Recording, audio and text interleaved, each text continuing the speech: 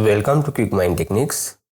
इस वीडियो में हम देखने वाले हैं नेटवर्क थ्योरी के बारे में, और नेटवर्क थ्योरी में हम देखेंगे बेसिक सर्किट्स। तो हम स्टार्ट करते हैं फर्स्ट क्वेश्चन से। हमें यहाँ पे फर्स्ट क्वेश्चन दिया है, determine the power in watt deliver by the current source to the given electrical circuit. तो हमें इसमें पावर डिलीवर निकालना है जो हमें सर्किट में दिया हुआ है। तो हमें पावर डिलीवर निकालने के लिए हम पहले ये रेजिस्टेंस देखेंगे। ये रेजिस्टेंस जो है ये सीरीज में है और ये पैरेलल में है।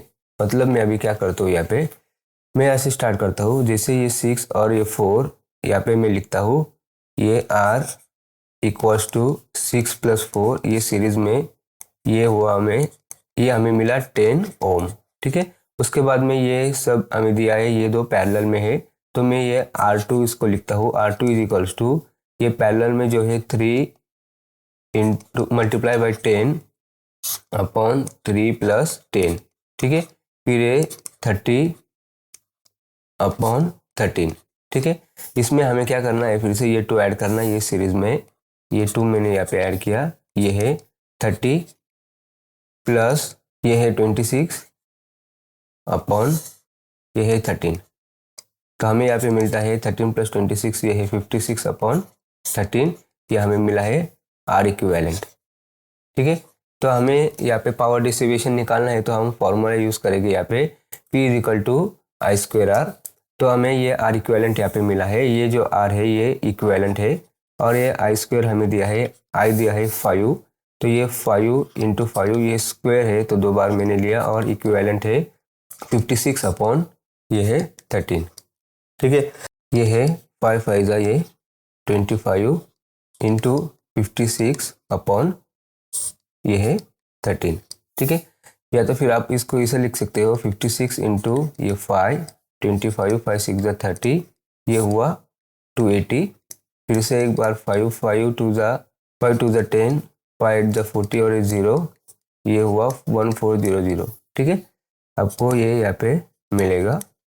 इसके बाद में आपको इसको डिवाइड करना है 13 से, तो आपको ये आंसर जो मिलता है ये है 107.69, या तो फिर आप इसको अप्रोक्सीमेट ले सकते हो 107.5 वैट। ये हमारा पावर डिसिपेशन यहाँ पे है, जो हमें ये ऑप्शन में दिया है, ऑप्शन नंबर बी।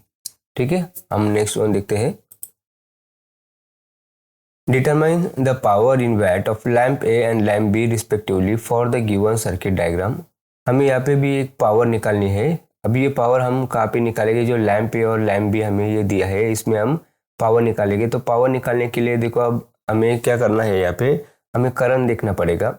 हम यहाँ पे करंट निकालेंगे, फिर हम इसकी पावर पी ए और पी बी की ये पावर हम निकालेंगे। जैसे हमारे पास पहले ये फॉर्मूला है I = V/R।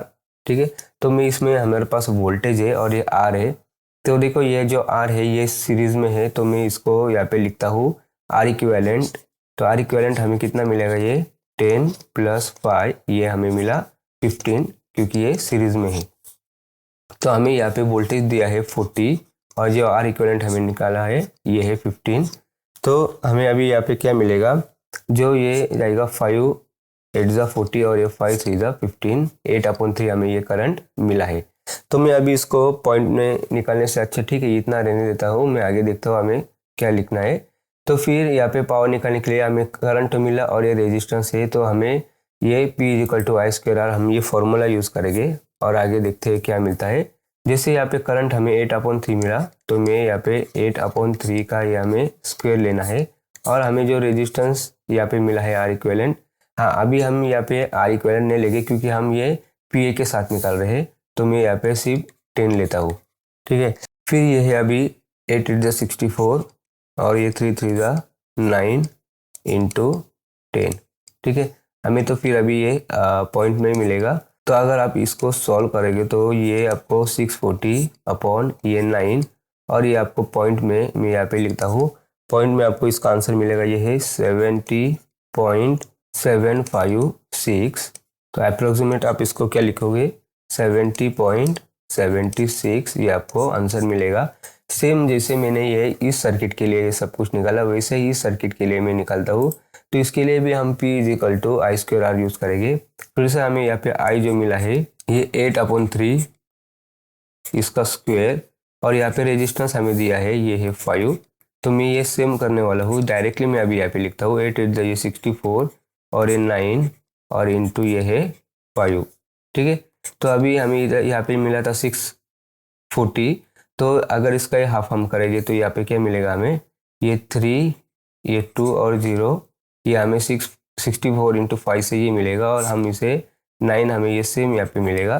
तो हमें जो इसका रेजिस्टेंस मिलेगा ये भी इसका हाफ ही मिलेगा, ये मिलेगा 35, ठीक है, 0.37। आपको आंसर जो मिलता है 35.378, और आपको अप्रोक्सीमेट जो मिलेगा इसका ये मिलेगा 35, ये है पॉइंट यहाँ पे 37। ठीक है, ये आपको आंसर मिलेगा। जो हम ऑप्शन में देखेंगे यहाँ पे है, ये ऑप्शन नहीं है, 70.76 यहाँ पे मिला है, सेकेंड है 35.37, तो हमारा ऑप्शन है सी। हम यहाँ पे भी देख लेते हैं 70.76 यहाँ पे हमें नहीं दिया हुआ है। ठीक है, हम नेक्स्ट देखते हैं। यहाँ पे दिया है हमें which one of the following is an active element in A circuit. जो एक्टिव एलिमेंट होता है ये हमेशा यहाँ पे करंट सोर्स होता है, ये एक्टिव एलिमेंट है। ठीक है, ऑप्शन है D1। नेक्स्ट हम देखेंगे, ये दिया है the close path made by the combination of several branches of the network is called as. मतलब जो हमारा कॉम्बिनेशन जो बना है सेवरल ब्रांचेस से, ठीक है, और वो क्लोज पाथ है। फॉर एग्जांपल जैसे मैंने यहाँ पे एक सोर्स लिया है, ठीक है, आप इसको ये वोल्टेज सोर्स भी ले सकते हो। ये है सपोज मैंने एक एलिमेंट लिया या तो ब्रांच लिया, यहाँ पे भी एक ले लिया, और यहाँ से मैंने एक कंप्लीट कर लिया। यहाँ पे भी आप लिख सकते हो, पर ठीक है आपने एक कंप्लीट किया। तो ये आपने इन्होंने जो बताया क्लोज पाथ, ये क्लोज भी है, कॉम्बिनेशन ऑफ सेवरल ब्रांचेस है। ठीक है, इसमें सेवरल ब्रांचेस मैंने लिए और एक नेटवर्क है, और इससे हम कहते हैं जैसे ये पूरा बनता है तो ये क्या बनता है, ये लूप बनता है। तो इसलिए हमारा ऑप्शन जो रहने वाला है ये है C1। ठीक है, हम नेक्स्ट देखते हैं। Which one of the following is the statement of the Ohm's law. Ohm's law के जो स्टेटमेंट इसमें से कौन सा है। जैसे हम फॉर्मूला हमें मालूम है V is equal to I multiply R, और हमें मालूम है I is equals to V upon R, या तो फिर R is equals to V upon I। तो हम देखते हैं इसमें हमें क्या बताया, voltage is always equal to current. ठीक है, ये भी नहीं है। फिर voltage is inversely proportional to current, यहाँ पे वोल्टेज है, यहाँ पे कहीं इनवर्सली प्रोपोर्शनल नहीं है। बाद में current is directly proportional to voltage, ये करंट और वोल्टेज प्रोपोर्शनल है। बाद में लास्ट वन क्या दिया है, current does not depend on voltage, नहीं ये भी नहीं है। मतलब हमारा ऑप्शन ये है C1 है कि ये यहाँ पे डायरेक्टली प्रोपोर्शनल है, यहाँ पे ये current is directly proportional to voltage, ये सही है। हम नेक्स्ट देखते हैं, यह है what will be the value of current I5 in ampere for the given network. तो हमें निकालना है यहाँ पे ये I5 निकालना है। तो हमें देखो यहाँ पे अलग अलग हमें नोड लेने हैं। जैसे मैं यहाँ पे डायग्राम लिखता हूँ, ये डायग्राम में हमें ये नोड लिए A, B और C। हमें कहा है कि वैल्यू ऑफ करंट I5 है यहाँ पे। तो ये I5 निकालने के लिए हमें क्या करना है, पहले देखो अभी ये नोड के बारे में मैं सोचता हूँ, मैं पहले ऐसे समझता हूँ कि मुझे ये निकालना है। तो मैं पहले I है देखता हूँ। ठीक है, तो अब देखो ये नोड निकालने से पहले ये देख लेना है कि जो ये सपोज मैंने पहले नोड लिया, ये नोड के पास में जितना भी करंट फ्लो हो रहा है ये पॉजिटिव ले लो, और जितना दूर जा रहा है उसको नेगेटिव ले लो। तो जैसे मुझे ऐसा समझो कि अभी मैंने IA यहाँ पे निकाला है, तो फिर मैं निकालता हूँ ये पे एट नोड A, यहाँ पे मैं निकल रहा हूँ। तो मुझे क्या मिलेगा यहाँ पे पहले देख लेते हैं। पहले I1 अंदर फ्लो हो रहा है, ये मैंने लिया पॉजिटिव। बाद में यहाँ पे है I2, ये भी है इनसाइड, तो ये है I2। ठीक है, यहाँ पे मैंने देखा तो ये मिलेगा यहाँ पे I3, तो मैं ये भी इनसाइड है I3, और ये जो आउटसाइड है ये जो दिया है ये है I4। तो मैं यहाँ पे लिखता हूँ -I4, ठीक है, इक्वल्स टू 0। तो ये निकाला है हमने इस नोड के पास, पर हमारे पास I4 नहीं है, फिर से हमें ये निकालना पड़ेगा ये नोड। ठीक है, हम अगर फिर से ये देखेंगे तो हमारे पास फिर से I5 नहीं रहने वाला। तो मैं डायरेक्टली क्या करता हूँ, नोड C के पास जाता हूँ। तो मैं पहले एट नोड C, ये यहाँ पे ऐसे रहने देता मैं यहाँ से स्टार्ट करता हूँ। मैं यहाँ पे लिखता हूँ एट नोड सी, मतलब आपको पीछे से लास्ट से जाना है, एट नोड सी। तो नोड सी के पास हमें कितना मिलेगा, अभी फिर से यहाँ पे जो जा रहा है, यहाँ पे हम इसे लेते हैं, जैसे ये I1 लिया, I2, I3, I4, ये I5, I6, इसको ये IX है, ठीक है। इन्होंने ये क्या लिया है, IX लिया है, यहाँ पे मैं लिखता हूँ IX। तो यहाँ पे हमें 6 ये I7 और I8 है, यहाँ पे मैं ये I7 और ये I8 यहाँ पे लिख लेता हूँ, ठीक है। तो फिर यहाँ पे भी मैं लिख देता हूँ I1 है ये 2 है, ये 3, ओके, यहाँ पे ये 4, यहाँ पे है ये 5, ये है 6, ठीक है। तो अभी मैं यहाँ पे निकालूंगा ये, अभी ये इनवर्ड जा रहा है तो ये IX, ठीक है। बाकी ये आउटवर्ड है तो ये minus I7 minus I8 equals to 0। तो ये मुझे क्या मिलेगा, IX equals to I7 plus I8। तो इसमें हमें सिर्फ वैल्यू पुट करनी है, I7 हमें दिया है 4 और I8 दिया है 3, तो IX मुझे मिला ये इक्वल्स टू 7, ठीक है, एम्पियर। ये हमें 7 यहाँ पे मिला, मतलब IX हमें 7 मिला। तो यहाँ पे हमने नोड सी के पास ये निकाला है करंट। तो हम ये देखेंगे अभी हमें नोड ए के पास मिलेगा आंसर या हमें नोड बी के पास नहीं मिलेगा, सी के पास मैंने निकाला है। तो इसमें देखो ये 1, 2, 3 और 4 हमारे पास अभी हमें ये जो मिला है IX हमें मिला है, ये वैल्यू है। I6 भी है हमारे पास, I4 और I5 यहाँ पे नहीं है।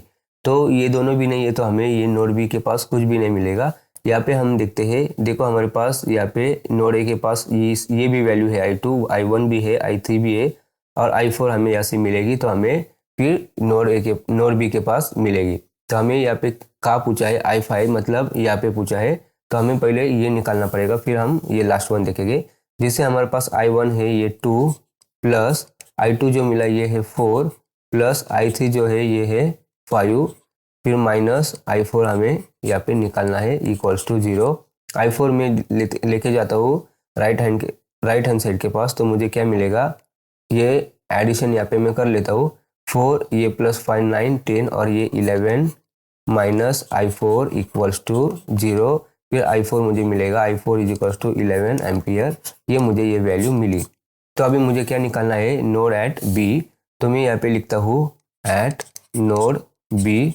तो यहाँ पे मैं वैल्यू पुट करता हूँ। अभी पहले मैं क्या करूँगा, जो इनवर्ड फ्लो हो रहा है ये देखूंगा मैं, ये I4 ये इनवर्ड है इसलिए मैंने प्लस लिया।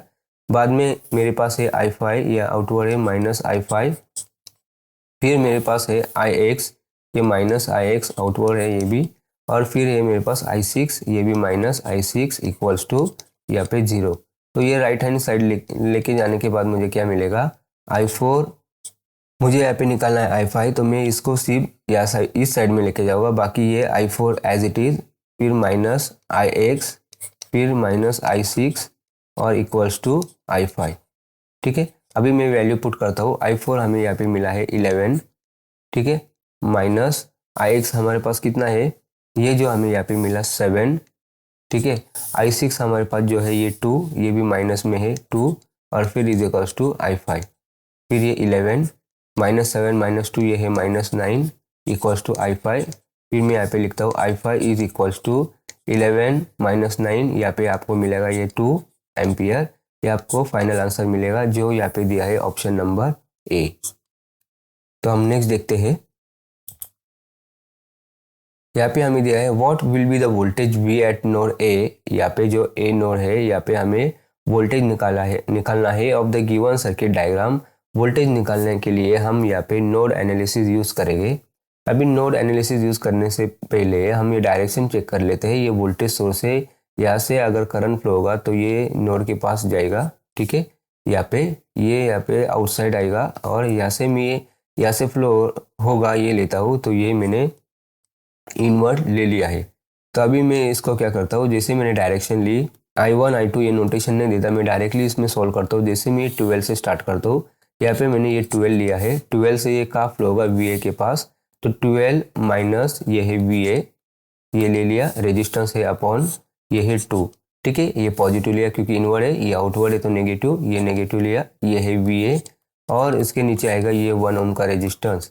फिर से मैंने ये है इनसाइड मतलब इनवर्ड है तो ये पॉजिटिव लिया, तो यहाँ पे लिखा कहाँ से कहाँ तक फ्लो हो रहा है, ये 24 से वी ए तक जा रहा है, ये वी ए तक, इसको लिया मैंने नेगेटिव माइनस ये है वी ए और अपॉन में है 2, तो इसका एलसीएम लेंगे ये 2 आएगा, तो ये 2 और 2 कैंसिल हो जाएगा, तो मैं डायरेक्टली यहाँ पे 2 लिखता हूँ, 2 माइनस वी ए, यहाँ पे आएगा ये 2 मल्टीप्लाई किया तो ये इसको कैंसिल करने के लिए नीचे कुछ नहीं है, तो ये 2 वी ए, इसमें भी क्या हुआ 2 ए मल्टीप्लाई किया तो ये कैंसिल हो जाएगा, तो यहाँ पे मैं लिखता हूँ 24, हमें सेम वही मिलेगा वी ए, यही इक्वल्स टू 0, और यहाँ पे चलो मैं एक स्टेप और ले लेता हूँ, यहाँ पे आएगा ये 2 जो हमने एलसीएम लिया था, तो फिर मैं अभी इसका एडिशन कर लेता हूँ, ये 12 प्लस 24 ये है, ये 4 और 2 6 और ये 3 ये 36, और बाकी ये वी ए और ये वी ए 2 प्लस ये 1 ये 3 और ये और एक है ये है 4 वी ए इक्वल्स टू 0। ठीक है, फिर आगे आपको मिलेगा, मैं यहाँ पे सॉल्व करता हूँ, ये है 36, ये वी ए में राइट हैंड साइड में लेके गया तो फिर मुझे मिलेगा 4 वी ए, फिर वी ए क्या मिलेगा, V A is equals to 36 upon ये है 4, फिर 4 1 द 4, ये 4 9 द 36, फिर मुझे फाइनल इस नोड की तरफ जो वोल्टेज मिलता है वी ए ये मिलता है 9 वोल्ट, ये हमारा लास्ट आंसर रहेगा, और ये ऑप्शन में दिया है ऑप्शन नंबर डी। तो हम नेक्स्ट देखते हैं, यहाँ पे what will be the current in ampere through 4 ohm resistor if a source of 4 volt with internal resistance of 2 ohm is connected at X Y terminal with positive terminal at X. यहाँ पे x Y terminal है, यहाँ पे internal resistance आपको लगाना है 2 ओम। ठीक है, और यहाँ पे दिया है 4 वोल्ट भी आपको लगाना है यहाँ पे, और जो करंट निकालना है ये 4 ओम से निकालना है। तो हम क्या करते हैं, इसको पहले डायग्राम देख लेते हैं। हमें ये जो डायग्राम यहाँ पे दिया हुआ है, ठीक है, जो इन्होंने यहाँ पे एक्स वाई जो बोला था, यहाँ पे 2 ओम हमने यहाँ पे लगाया, और ये 4 वोल्ट ये पे यहाँ पे लगाया है हमने ये सीरीज में। पर हमारी डायग्राम ये थी तो ये किसी की हमने इसको वोल्टेज सोर्स में कर लिया, ये 2 इंटू 2 ये 4, यहाँ पे 4 लिख लिया, और ये वोल्टेज सोर्स में कन्वर्ट होने के बाद 2 ओम ये सीरीज में आ जाता है इसके। ठीक है, तो यहाँ पे अगर यहाँ पे ये 4 ओम है, फिर हमने ये सीरीज में आ गया और ये 4 ओम से मैजिटिज है, और यहाँ से एक सर्किट बन चुका है, हमने यहाँ पे निकाला है। तो अभी हम क्या करेंगे, अभी यहाँ पे वोल्टेज सोर्स यहाँ पे दिया था, इसको हमने कन्वर्ट कर लिया, तो हम यहाँ पे हमें एक नोड मिला, और ये नोड जो है ए मिला, और इस यहाँ पे हमें क्या निकालना है, 4 ओम रेजिस्टर के पास यहाँ से हमें कितना करंट फ्लो हो रहा है वो निकालना है। तो इससे पहले हम क्या करते हैं, फिर अभी उसको नोडल एनालिसिस यूज़ करते हैं। तो हम यहाँ से स्टार्ट करते हैं, जैसे यहाँ से करंट फ्लो इन्होंने डायरेक्शन दिखा दी है हमें, तो ये इनवर्ट फ्लो हो रहा है, तो मैंने ये पॉजिटिवली यहाँ से स्टार्ट किया मैंने 4 से, और यहाँ से जाके ये वी ए तक रुक गया है, ये वी ए यहाँ पे निकाला मैंने। रेजिस्टेंस मुझे ये मिला है 2 और 2, मैं यहाँ पे सेपरेट नहीं लिखता है, यहाँ पे सीरीज में, तो मैं एडिशन कर लेता हूँ, ये 2 और 2 यहाँ पे मुझे मिलता है ये 4। इसके बाद में मैं ये निकालूंगा, यहाँ पे माइनस आएगा क्योंकि ये करंट आउटवर्ड फ्लो हो रहा है, और ये है वी ए, और इसके बाद जो रेजिस्टेंस है ये 4 यहाँ पे मैं लिखता हूँ। आगे फिर से ये इनवर्ट करंट है, तो इसलिए मैंने पॉजिटिव लिया। कहाँ से फ्लो हो रहा है, ये 4 से, 4 वोल्ट से फ्लो होके ये कहाँ से कहाँ तक जा रहा है, वी ए तक, तो मैंने ये वी ए लिखा। उसके बाद में जो रेजिस्टेंस आएगा ये 2 ओम यहाँ पे मैंने लिख दिया। यहाँ पे मुझे लेना है एलसीएम, एलसीएम यहाँ पे आएगा ये जो 4 जो बड़ा नंबर है, तो मैं डायरेक्टली यहाँ पे वैल्यू लिखता हूँ 4 माइनस वी ए। एलसीएम लेते हैं तो यहाँ पे हम मल्टीप्लाई करते हैं, मल्टीप्लाई करने के बाद ये 4 और ये 4 कैंसिल होगा, तो हमें सिर्फ 4 माइनस वी ए यहाँ पे मिल जाएगा। सेम यहाँ पे भी ये होगा, माइनस यहाँ पे वी ए आएगा। ठीक है, प्लस यहाँ पे 4 से मल्टीप्लाई किया तो 2 1 2 और 2 2 4, मतलब यहाँ पे 2 बचेगा, तो मैं इसको मल्टीप्लाई अंदर किया तो ये 2 4 8 यहाँ पे हो जाएगा, और ये माइनस 2 वी ए ये हमें मिलेगा, ये इक्वल्स टू 0। यहाँ पे मैं नीचे ये 4 वोल्ट एलसीएम या तो 4 एलसीएम लिया था हमने, ये मैं नीचे लिख लूँगा। फिर बाद में मुझे ये सब अभी क्या करना है, ऐड करना है, ये 4 और ये 8 हुआ, ये पे 12। ठीक है, वी ए कितना मिला हमें देखेंगे, कि वी ए 1 ये 2 और ये 2, मतलब ये 4 वी ए माइनस 4 वी ए ये हमें यहाँ पे मिला इक्वल्स टू 0। 4 वी ए में राइट हैंड साइड में लेके जाऊँगा तो ये होगा पॉजिटिव, तो मैं यहाँ पे लिखता हूँ 4 V A is equals to 12। फिर वी ए हमें दिया है इक्वल्स टू 12 अपॉन 4, फिर 4 1 द 4 और ये 4 3 the 12, V A is equals to ये 3 वोल्ट हमें ये मिला। पर हमें यहाँ पे निकालना है करंट, या हमें सिर्फ वी ए मिला, तो मेरे पास फॉर्मूला है I is equals to V upon R. अभी यहाँ पे वोल्टेज हमें अभी 3 मिला है और कहाँ से निकालना है, हमें 4 से निकालना है। ये इसको डिवाइड नहीं होता, मतलब ये आंसर है 0 से। फिर यहाँ पे 3 लिया तो फिर आएगा 4 और 4 7 द 28, तो यहाँ पे 7 आएगा। ठीक है, तो हमें जो आंसर यहाँ पे लास्ट मिलेगा 0.75, ये आंसर हमें एम्पियर, ये हमें करंट यहाँ पे मिलेगा। और हमारे फाइनल आंसर जो यहाँ पे दिया है ऑप्शन नंबर ए में। तो हम नेक्स्ट देखते हैं। यहाँ पे हमें नेक्स्ट दिया है which of the following is the dimension of power. तो इसके लिए हमारे पास फॉर्मूला है पावर का, P इज इक्वल्स टू W/T। ये W है वर्क डन और ये है टाइम। तो हमने ये काफ़ी बार पहले देख चुके हैं हम पहले वीडियो में। तो हमें ये देखना है कि वर्क डन हमें क्या मिलता है। जैसे वर्क डन मैंने यहाँ पे निकाला, और वर्क डन होता है, वर्क डन हम कब लेते हैं, जब हम कुछ तो भी फोर्स लगाते हैं तो हमें कुछ वर्क किया है और उसको डिस्प्लेसमेंट मिलता है, तो हमें लगता है कि हमने कुछ मूवमेंट किए है। तो ये फोर्स फिर क्या होता है, ये कुछ हम फोर्स जिसको लगाता है ये कुछ तो भी मास होता है और उसको एक्सेलरेशन मिलता है। तो force into mass, force equals to mass into acceleration into ये हुआ डिस्प्लेसमेंट। ठीक है, फिर से एक्सेलरेशन यहाँ पे मिला, तो एक्सेलरेशन हमें क्या मिलता है, ये हमने ये जो लिया है एक मास है, एक्सेलरेशन हमें मिलता है मीटर पर यहाँ पे सेकेंड स्क्वायर इंटू डिस्प्लेसमेंट। ठीक है, ये हमें मिला। अभी ये तो टाइम बाकी है, हम क्या करते हैं पहले इसका निकाल लेते हैं, फिर टाइम देखते हैं हम क्या मिलता है। जैसे हमें यहाँ पे मास के लिए कैपिटल एम लिया है तो मैं यहाँ पे लिख लेता हूँ, ये मीटर है मीटर, और ये डिस्प्लेसमेंट भी हम मीटर में लेते हैं। तो यहाँ पे लिया है यल, तो ये यल इसके लिए और एक यल इसके लिए, ये मैंने यल इंटू यल लिख लिया। और यहाँ पे जो सेकेंड मतलब ये टाइम है, यहाँ पे टी लिया है, ये है टी स्क्वेयर। ठीक है, तो ये टी स्क्वेयर यहाँ पे मिल चुका है। आगे हम सॉल्व करते हैं, मैं यहाँ पे सॉल्व करता हूँ। तो मुझे ये क्या मिला, यम, और ये मिला यल स्क्वेयर, और ये मिला यहाँ पे, अगर मैं ये नीचे रहने देता तो मैं यहाँ पे टी स्क्वेयर यहाँ पे ये लिखता हूँ। तो ये फाइनल आंसर नहीं, ये टी बाकी है, ये टी क्या है और एक टी है। तो फिर ये क्या मिला मुझे, M L square upon T raise to 3।